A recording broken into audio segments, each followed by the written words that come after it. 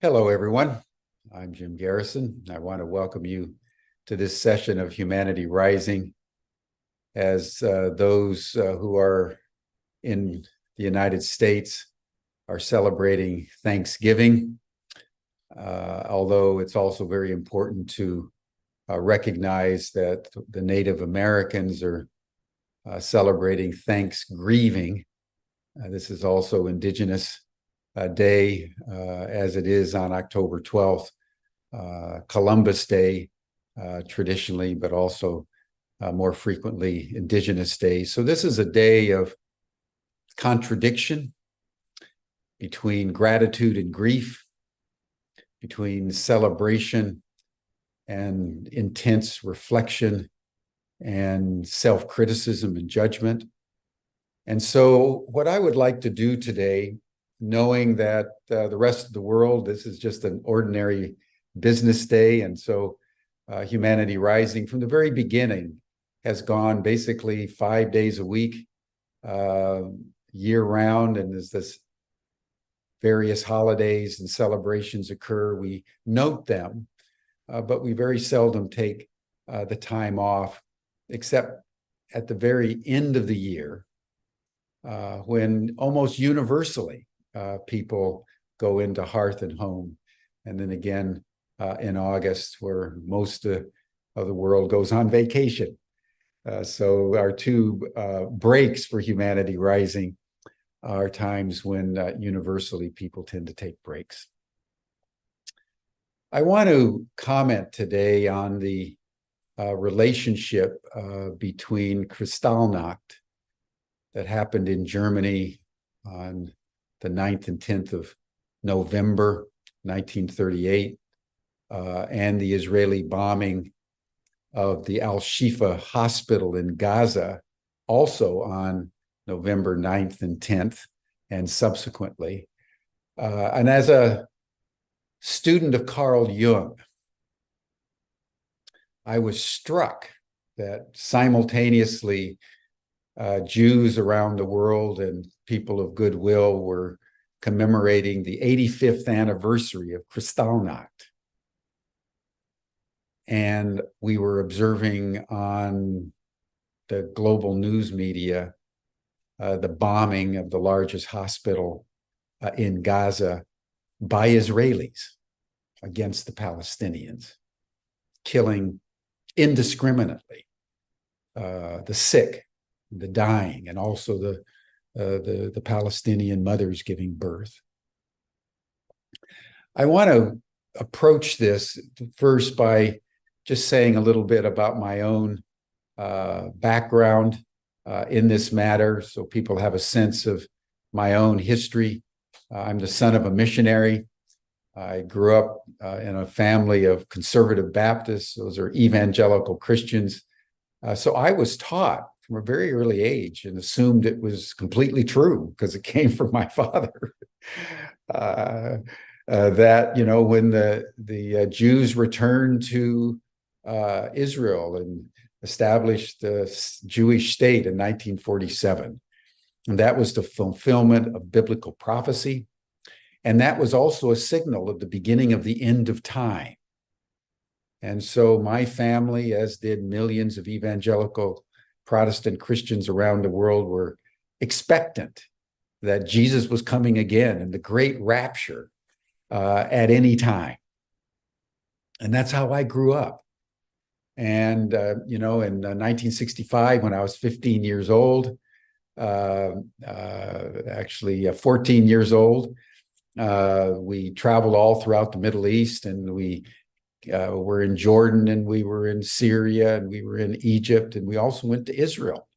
And we went to the Jordan River, and there on the very spot where tradition has it that John the Baptist baptized Jesus 2,000 years ago. My father waded with me into the Jordan River, and I was baptized. And even though I wasn't really a Christian, I just was extraordinarily excited to be being able to be baptized in the Jordan River. And as we traveled around the world, whether it was the pyramids of Giza in Egypt, I crawled to the top of those pyramids and was scampering around, just trying to optimize my experiences in these historic sites. But I was very committed to Israel, and I would say I was a Zionist. I read Theodore Herzl's books and studied the matter. And one of my primary interests in university was studying Middle Eastern studies. And in fact, I took my junior year abroad. And in 1972 and 1973, and went to the University of Tel Aviv, to the American program there at the university, and along with about 75 other American Jews, although I myself was not ethnically Jewish. I was a firm Zionist and enjoyed the program very much. But while I was there,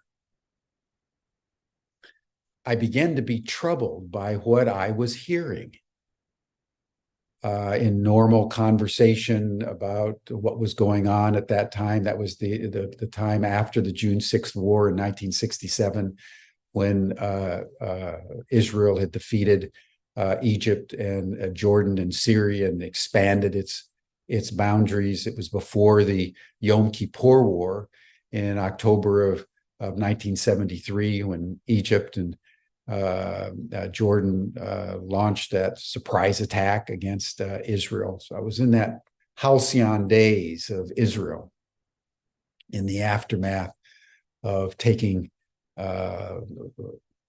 Jerusalem and regaining the Wailing Wall, etc. But as we were in class on several occasions, the professors would bring out these big maps,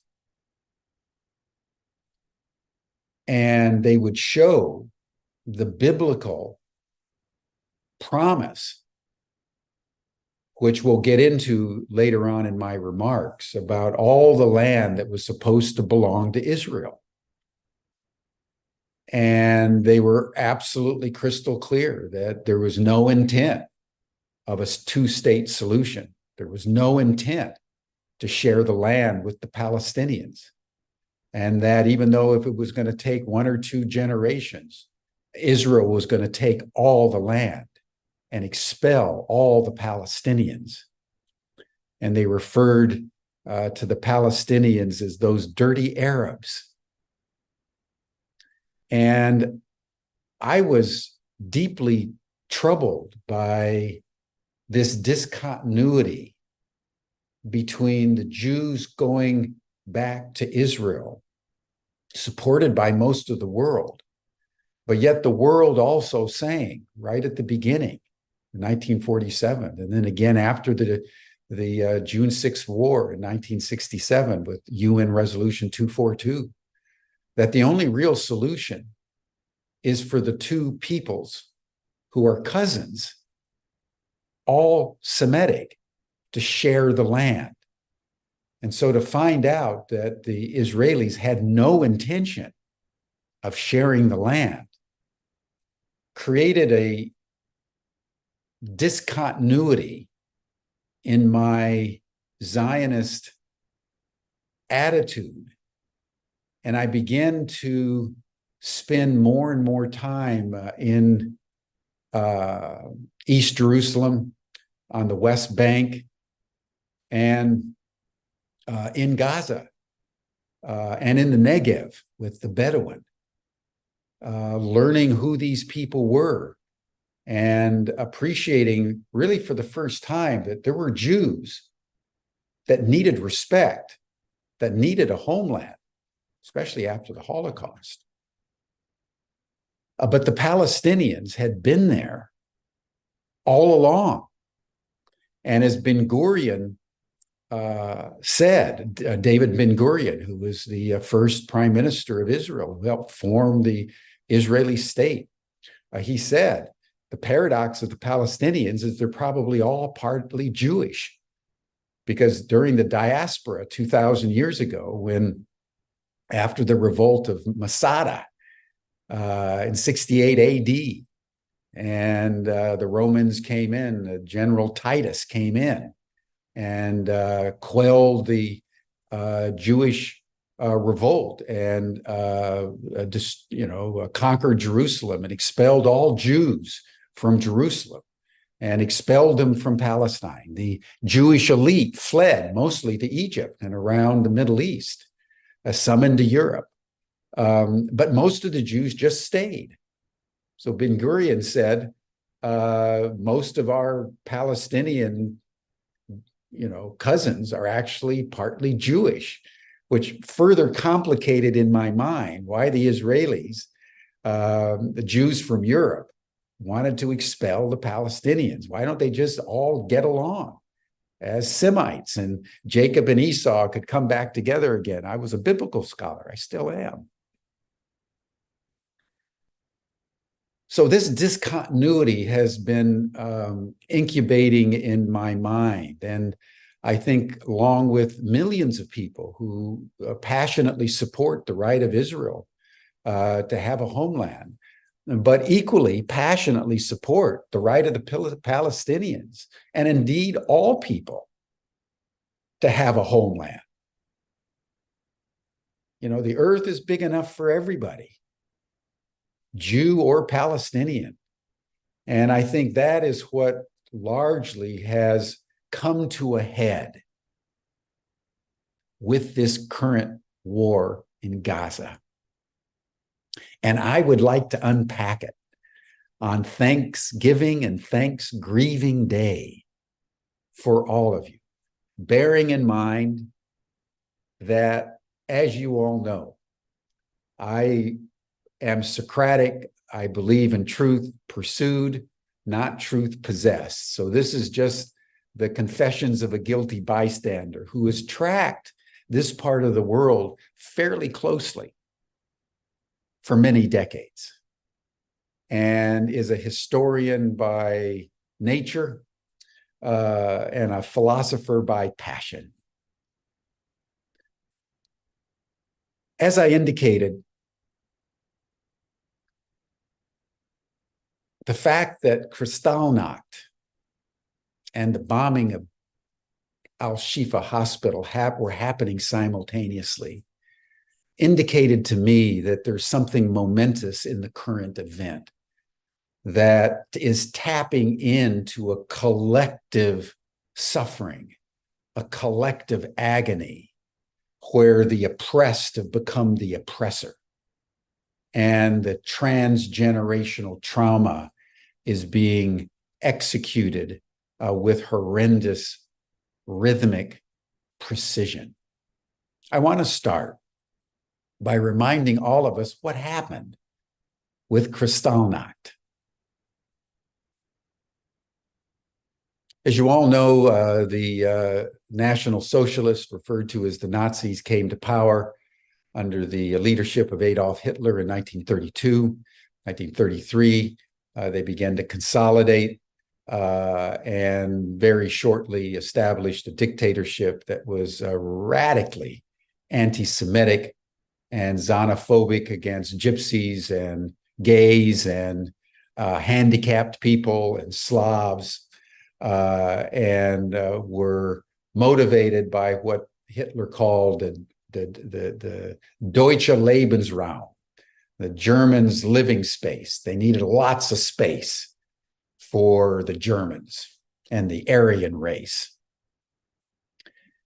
The anti-Semitism continued and built between 1932-33 until November 9th, 1938, known as Kristallnacht, where the Germans went out across Germany and they killed 91 Jews. They imprisoned 30,000. They destroyed about 7,000 Jewish businesses, and they desecrated and in some cases burnt down 267 synagogues across Germany. And it's called Kristallnacht. It's Kristallnacht because so many of the glass windows of the Jewish businesses and the chandeliers of the Jewish synagogues were shattered. Kristallnacht. Historians call Kristallnacht as the beginning of the Holocaust. And over the next year, really culminating in 1939 and 1940, the Germans began to round the Jews up around Germany and in some of the conquered nations, because they invaded Poland on September 1, 1939, as you all remember. And later in 1939, they began to round up the 3.3 million Jews in Poland into large ghettos. The largest ghetto was in Warsaw, where they had it's upwards of 400,000 Jews. They crammed into this Jewish enclave that was about 3.3 by 3.3 kilometers square, about 2 miles square, very small area for 400,000 people. And many of them starved to death or died of pestilence or complete hopelessness, the elderly, the very young. But the Jews endured. And then toward the end of 1941, they began deportations, because simultaneously with gathering the Jews into the ghettos, they were building these concentration camps. And in December of 1939, they deported 250,000 of the Jews in the Warsaw Ghetto to Treblinka, which at that time was just a concentration camp, meaning that they all worked, and they worked to produce the munitions and the pharmaceuticals of the big, the military pharmaceutical complex of Germany that was needed for the war. But it was designed to work the inmates to death. That was the point. You work them to death and then bring more in. So you could exterminate them while you got the benefit of their labor. In April of 1942, the Germans announced that they were going to begin the next shipment of Jews from the Warsaw Ghetto into Treblinka. And at that time, there was a young man named Malik Edelman, 20 years old, who, along with his colleagues, said, wait a minute. We're not just going to sit here and wait for the Germans to kill us. And on April 16th, 1942, a couple dozen of them, gathering a few grenades and some pistols and a couple of rifles that they'd secreted in by the Polish resistance. And they ambushed some German soldiers that were coming in to start the deportations. And the Germans were so shocked that they were meeting this level of resistance that they stopped the deportations momentarily. And then Edelman and his young cohorts went into the tunnels underneath the ghetto, into the sewers, in many cases, raw human sewage, and the water pipes. And they began to attack the Germans. And they wounded, according to various reports, maybe 50, 60, 70 Germans over the next couple of days and weeks. And they killed about a dozen of them altogether. And the Germans, between the 16th of April and the 19th of May, 1942, block by block by block, destroyed the ghetto. And most of Edelman's compatriots were either asphyxiated in the tunnels or burnt to death. He survived. That was the single greatest act of resistance by the Jews in Europe against the Nazis in the entire Third Reich. And it's hailed as a great revolt. And it was done by the young people in the tunnels.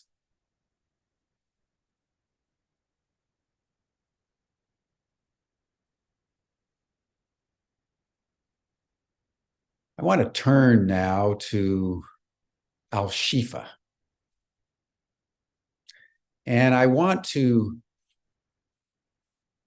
juxtapose what we've just heard about what the Germans did to the Jews, starting with Kristallnacht to the Jewish revolt.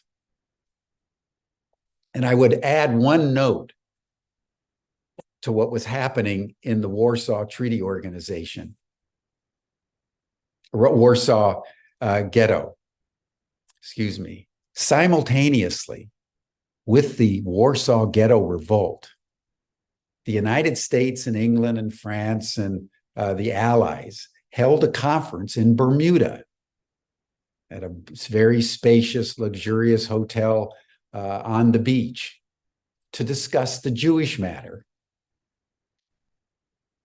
while this was happening. And they decided not to do anything.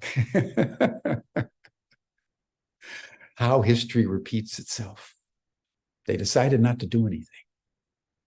And as you know, Roosevelt himself turned back a number of ships with Jews that had escaped Germany, turned them back to their doom, which is just something to ponder on this Thanksgiving Day. I want to show something. I'm going to screen share here.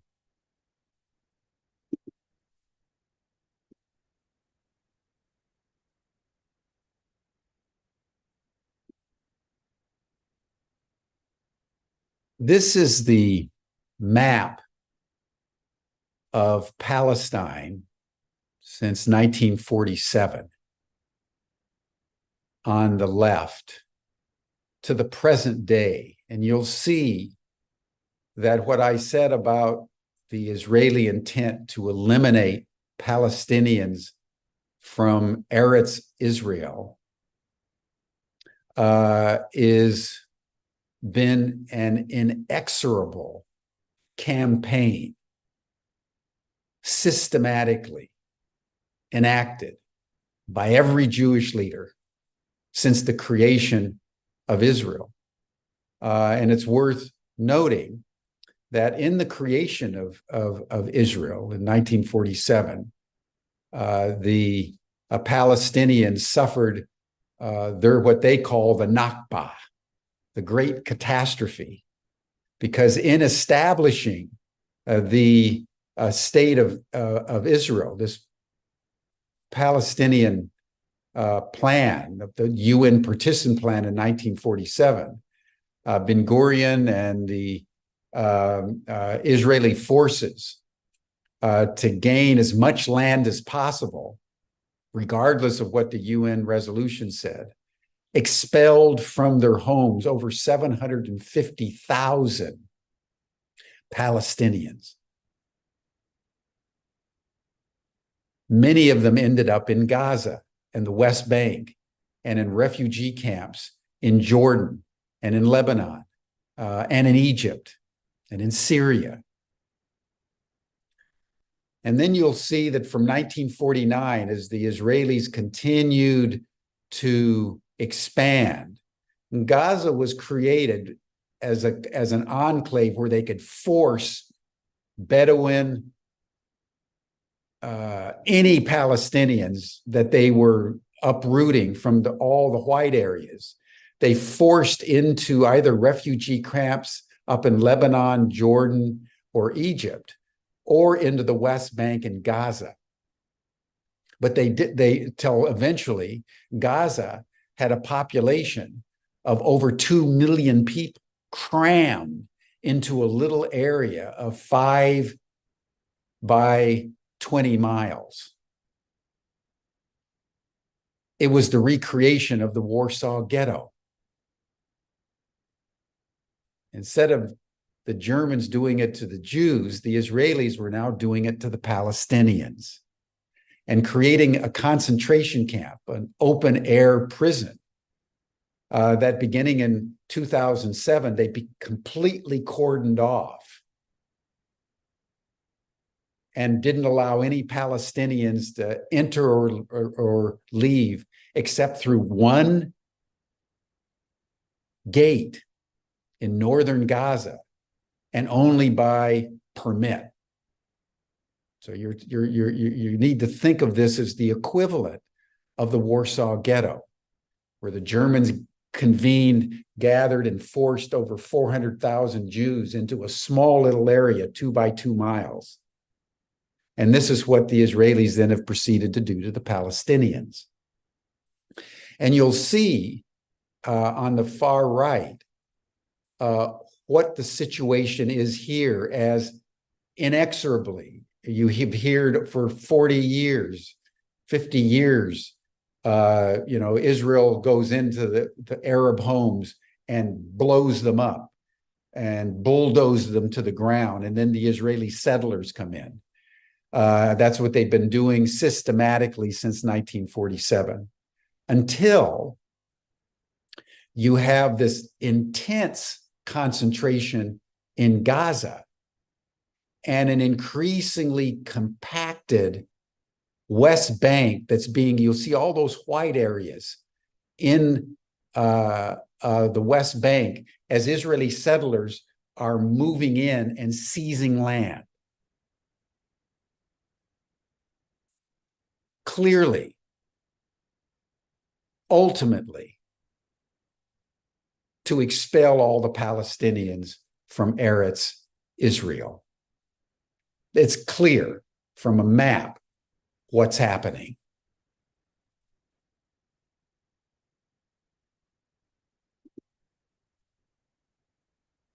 So now the population is about 7.2 million Israelis and 7.3 million Palestinians. The Israelis have got all 95% of the land, and all those millions of Palestinians are being forced into smaller and smaller ghettos.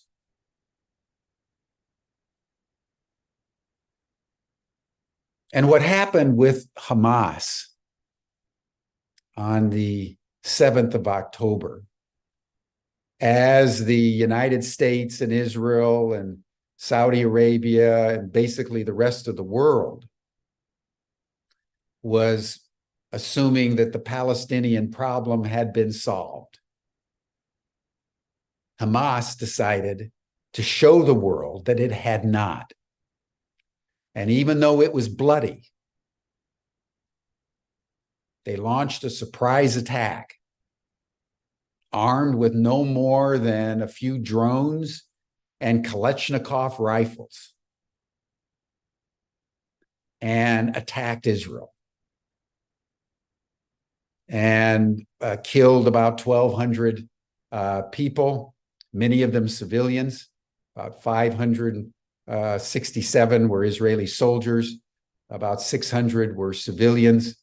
The evidence that's coming out now is that many of those were actually killed by the Israelis in the counterattack, according to the testimony of the survivors. And they seized over 250 hostages and got back to Gaza. and went into the tunnels. I want everybody to hold the juxtaposition between Warsaw Ghetto and Gaza. It's what's going on.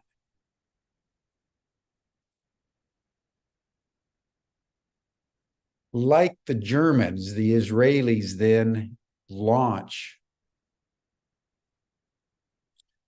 an attack on Gaza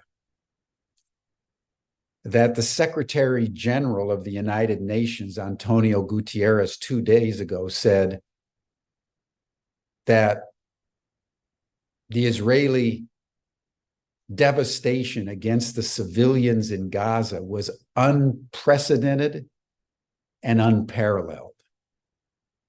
The Pope yesterday said that what's going on in Gaza is gone beyond war. This is terrorism. And in the several weeks that now about a month since October 7th, 6 weeks since October 7th, the Israelis, as of today, have killed 14,532 Gazans, 6,000 of which are women, 4,000 of which are children. That means that 75% of all the people that have been killed by the Israelis in their indiscriminate bombing have been women or children. 35,000 have been wounded. 6,800 have been missing. 222,000 homes have been damaged or demolished. 300 educational facilities, kindergartens, high schools, colleges have been blown to the ground. 87 ambulances have been shot and destroyed. 167 mosques, I think the 267 synagogues on Kristallnacht have been demolished. And 26 of the 35 hospitals have been completely destroyed and are no longer functioning. And in the West Bank, Israel has killed 226 Palestinians, 51 of which have been children, and wounded 275 wounded. And the number of journalists that have been killed in 6 weeks alone comes to 53, including 4 Israeli journalists and a number of international journalists. So what we have is a repeat of history. Now, what the Germans did to the Jews, the Israelis are now doing to the Palestinians. And we all need to take this in, that the oppressed have become the oppressors, with a poignancy on the 85th anniversary of Kristallnacht that almost defies imaginations, but I think is forcing the world to a reckoning around whether it will stand by and witness genocide. Genocide doesn't have to take place all at once. It can take place over time. The definition of genocide, just so we're all clear, is that people are destroyed not for what they're doing, but for who they are. And when one group kills another group simply because of who they are, that's genocide. And we need to take in that that's what's happening to the Palestinian people. And even as Kristallnacht was the beginning of the Holocaust, what's happening in the bombing of the al-Shifa hospital and the blanket bombing of Gaza, civilians in total, in a small little concentration camp, is the beginning of the end of Palestine.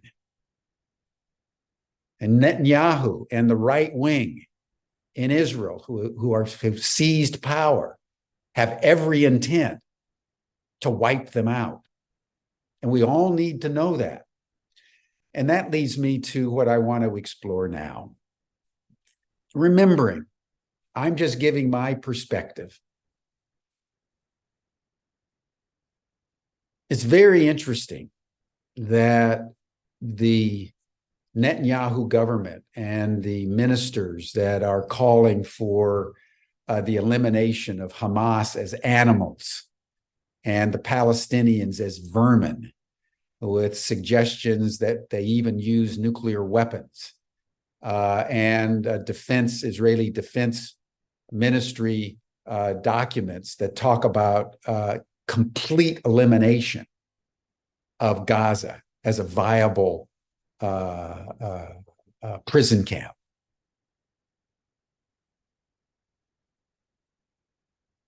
They're quoting the Bible consistently, particularly the book of Joshua. And I want to just explore the book of Joshua for a few minutes today, because it is the predicate of what the Israelis are doing to the Palestinians. And all of us, as we watch it happening, need to take it in. It's very important. You'll remember from your Bible stories and your history that Abraham, father of Isaac, who had 12 sons through Jacob, his son, and began the people of Israel. They lived in Canaan. At one point, they were brought to Egypt because of a plague and desertification. They didn't have enough food. Joseph, one of the brothers, had been sold into slavery by his brothers. And so the people of Israel ended up in Egypt. And for 400 years, they remained in Egypt. And then they were enslaved by the Egyptians and forced to build the great monuments of Egypt under what they believe was Ramses II, one of the great pharaohs of Egypt. And then Moses liberated the people of Israel, and they wandered around in Sinai for 40 years and received the Torah. And Moses wanted to lead them to the promised land, but he was denied that, and he was able to look from Mount Nebo across the desert into Canaan. And then he died. And his successor was a young man named Joshua. And you have the 5 books of the Torah: Genesis, Exodus, Leviticus, Numbers, and Deuteronomy. That is the story of Moses, and the story of the giving of the law and the numbering of the people and the 12 tribes of Israel, and so forth and so on. And then they were ready to go into Canaan. Joshua led them, and that's the 6th book in the Bible, the book of Joshua. And in Joshua 1, the first chapter of Joshua 1:6, God says to Joshua, if you obey my commandments, I'm going to give you all the land from the Euphrates to the Mediterranean and from the deserts of Sinai all the way up to Lebanon. And I want to point this out because this is the genesis of this term, from the river to the sea. It's been a Jewish term for several thousand years. And in fact, it was the slogan of the Likud party, which was originally considered by the British a terrorist party because it was killing the Palestinians and some of the British in trying to establish Israel in Palestine. And I'll come to this issue of terrorism later in my remarks. And so this notion of from the river to the sea, from the Euphrates River to the Mediterranean Sea, was what the Jewish people believed God was going to give them. And as you remember, Joshua sent spies out to the land of Canaan, which was flowing with milk and honey. It was very luscious and was very bountiful, and flowed with milk and honey. And the spies came to Jericho, big city in southern Canaan, and they spied out the city. And you remember they went into a local prostitute named Rahab. And she said, listen, I know you're going to come and you're going to conquer us, but remember me when you conquer the city. And they said, well, just hang down a red thread from your window on the city wall, and we'll know not to kill you. And you may remember from your Bible stories that Joshua brought them around, and they circled the city 6 times in 6 days.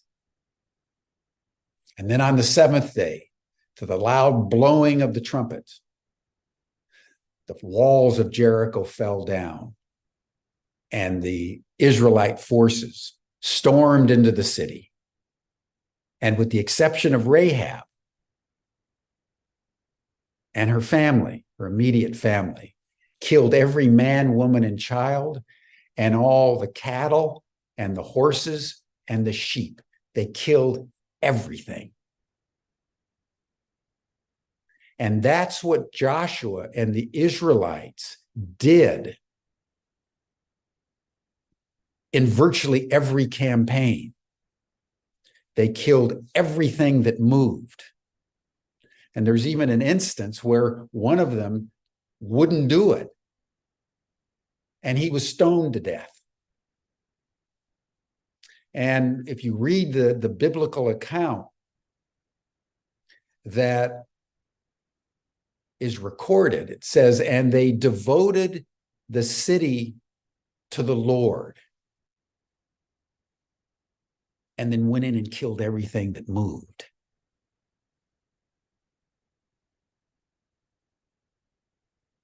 And that's how Israel conquered Canaan.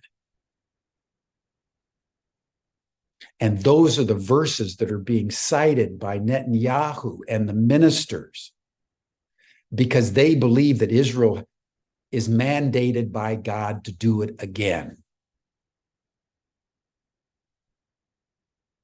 Listen to what they're saying. They're saying it without apology. They're saying it clearly.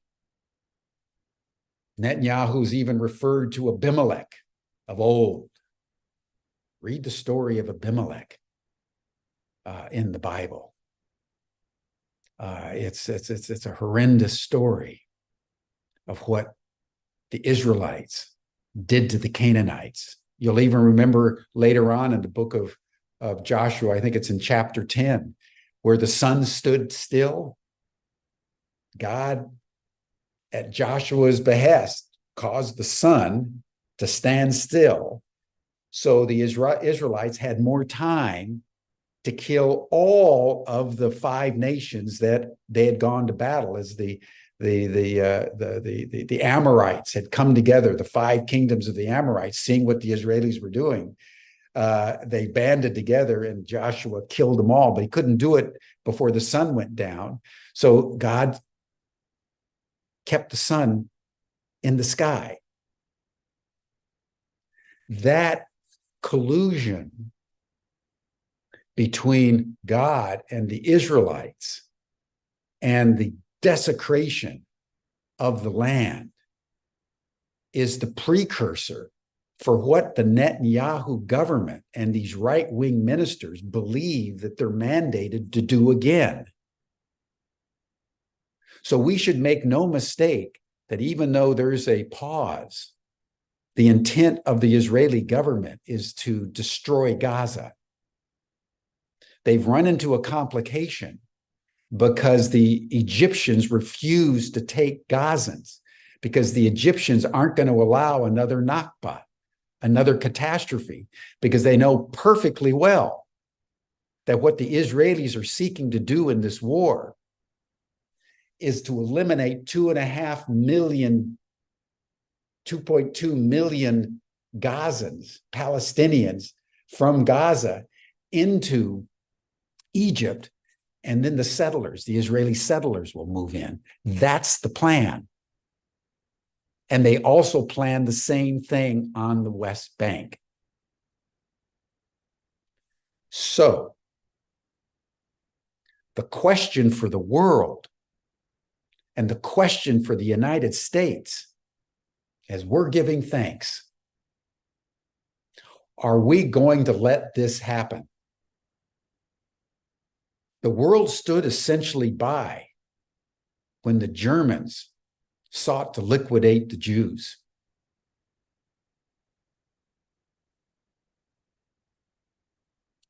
Will the world stand by as the Israelis seek to liquidate the Palestinians?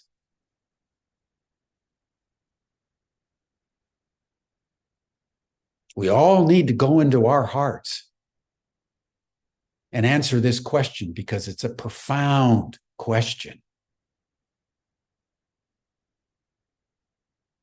And I would make just a couple of observations as we round this out and we close. One is the definition of terrorism is the wanton killing and wounding of civilians for a political purpose. Hamas killed civilians and has killed civilians in its struggle against the Israelis. As like the Jews in the Warsaw Ghetto with a few Kalashnikovs running around in tunnels, it seeks to fight for the liberation of Palestine. Israel has one of the strongest armies in the entire Middle East, maybe the world. And it has killed hundreds of times more civilians than Hamas has. So I want to say that terrorism can be done by a state actor, and I would include the United States in Iraq and Afghanistan and in Vietnam, where the United States ended up killing millions of civilians. In Vietnam and Iraq and Afghanistan, just to name three, the United States killed far more civilians than military personnel. So you can have state terrorism and you can have non-state terrorism. And one of the great tragedies of our time is that there's such a disregard for human life that non-state actors like Hamas and state actors like Israel feel completely entitled to kill civilians purely for military purposes, political purposes. And we watch, as the world did in Rwanda, where the Hutus macheted to death nearly 1 million Tutsis, and the UN and the US and the European stood by essentially and watched it happen. It happened again in Kosovo. It happened in Cambodia. And it's happening now against the Palestinians. And we need to see it for what it is. It's a genocide in slow motion. It's terrorism by a state actor. Which leads to the final point. The rest of the world, and I mean of the 160 something countries in the world, about 155, 56, all support the two-state solution. There's really only two countries that are opposing a ceasefire and opposing UN Resolution 242, and that is Israel backed by the United States. And I believe that in a very deep world, the juxtaposition of Kristallnacht with the al-Shifa bombing and the destruction of Gaza is confronting the world community, each and every one of us, with a stark question as to whether the world will continue to endure genocide,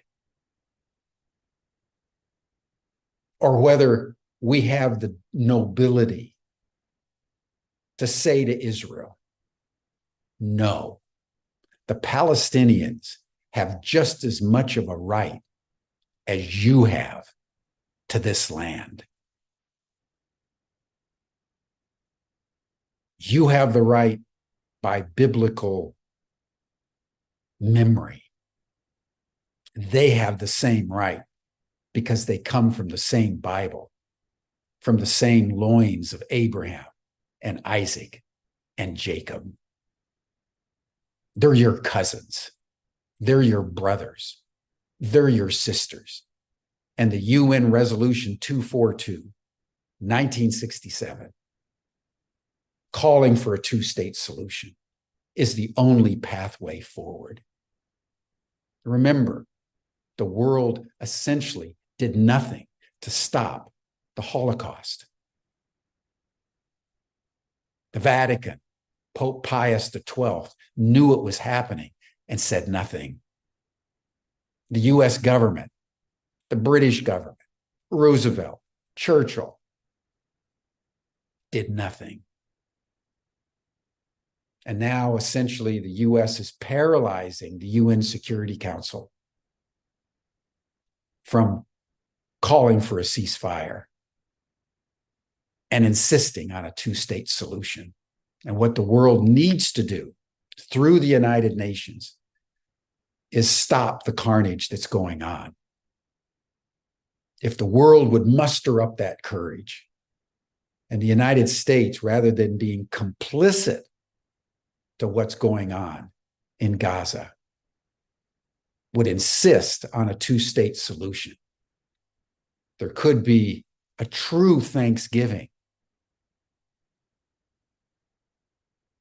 in the world that finally humanity has squeezed enough of the slave out of itself to look the next person in the eye and with an open heart say, you have as much right to be here as I do. Come. Let us share the bounty of the land together. And let us give thanks as a single human family.